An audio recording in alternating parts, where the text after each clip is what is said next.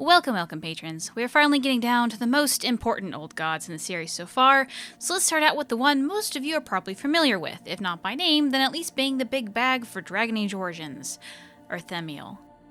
The Old God. Urthemiel was a dragon of beauty in the Tevinter Imperium. Much like the other old gods, we don't really have too much on how he was worshipped in Tevinter, but what we do know is that he was heavily worshipped by musicians, artists, and poets, and many plays and symphonies were written in his honor. A holiday named Urthalis was celebrated in his name. When the worship of the old gods was big, it was the largest celebration of the year, lasting up to 12 days. Today in Thedas, the holiday is now known as Wintersen and celebrates the Maker, and many tourneys and contests in the Proving Grounds tend to happen. The South has also added on the tradition of arranged marriages happening on the day, but I'm not sure if Tevinter celebrated it like that or not. Like the other dragons, there is also a constellation associated with him, called Bellatanus. It depicts a beautiful woman, which, depending on the age, is often called whatever famous queen is popular. Why it depicts a beautiful woman when Urthemiel is a male is uncertain. Like all the other old gods, Urthemiel rooted for his high priest to break into the Golden City. However, unlike most of the other old gods, we have actually met this high priest, although we didn't know it at the time. Known only as the Architect, for he doesn't even remember his real name or even identity, this strange darkspawn has survived until the modern age and has plans of his own. I don't really go into the whole backstory of the Architect here, as this really isn't his video, but to sum it up very quickly, we first see the Architect in the novel The Calling, where he basically wishes to stop the Blights by freeing his fellow Darkspawn from hearing the call of the old gods. While his initial plan was stopped, when we meet him again in Awakening DLC, his goal is really the same. He has forgotten all about his life as a human magister, seeing himself as almost a leader for the Darkspawn, wishing a better life for his people. However, his fate intertwines with his old chosen deity again, as the Architect finds the lair of the old god Urthemiel. Like many other Darkspawn he has freed from their call of insanity, he put the dragon through his own twisted version of the Joining. However, it did not succeed, and instead Urthemiel awoke to start the Fifth Blight. Now real quick, I want to talk about something that's probably not related to Urthemiel, but if nothing else is fun. In 728 Storm, about 200 years before Urthemiel would awaken for the Fifth Blight, a dragon rampaged in the northern free marshes that a cult would worship and name Urzara. This cult claimed she would claim the Maker's throne, for she was the child of Urthemiel. The cult did actually quite a lot of damage to the surrounding area, but a group of militiamen found and killed Urzara and the cult. The man who struck the killing blow on the dragon being awarded a talisman that was taken from the cult, a necklace made of her tooth. This is also an item that you can get in Dragon Age 2. Now, I don't actually think that Urzara was actually the daughter of the old god, but merely just a dragon that was somehow the center of a crazy cult, but I thought I'd just put that in here. The ARCHDEMON.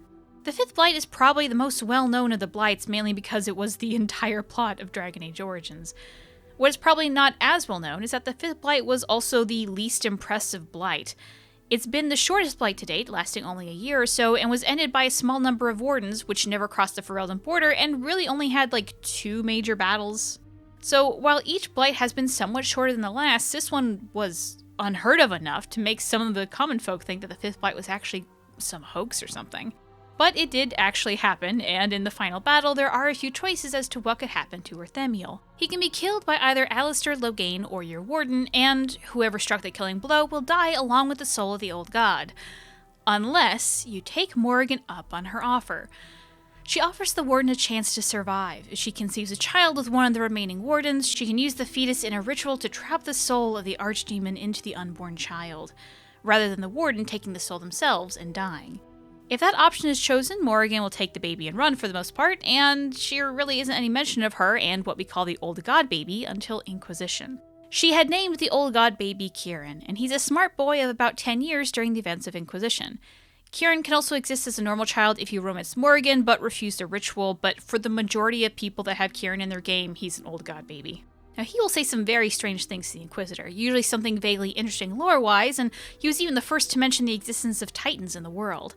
However, later in the game, Kieran runs to an alluvion, changes where the destination is, which is something that would take a lot of power, as Morrigan notes, and runs into the Raw Fae to meet up with his grandmother, I guess, Flemeth, who takes the soul of the old god, tells Kieran that he won't have any more dreams, not that she's making him tranquil, but that he likely had strange dreams beforehand, and then now he's just going to be a normal kid, and then she leaves with the soul. What happens with Urthemiel's soul after that is unknown. It may have been put into an alluvion for safekeeping, or was even taken by Solus at the end of the game, or Flemeth might have even done something with it in between when she took it and when she meets up with Solus. So, at this point, Urthemiel might be the only old god that's alive and untainted in some form, but we're not really quite sure. The theory. So as per the other videos, if the theory that the old gods and the elven gods are connected is true, who do I think is the most likely connected to Urthemiel? Selays. I think Selays makes the most sense because they have a similar domain in that beauty and domestic arts go hand in hand a lot of times, but that's really all I have, and there really isn't too much to go on with Urthemiel, so I'm like... Juné. Really similar reasoning to Selays in that crafts can be beautiful, and that's really about it. I really don't really have anything good for Urthemiel, guys. I'm sorry. Mythal. I'm honestly only putting Mythal in here because of Flemeth's interest in the old god's soul.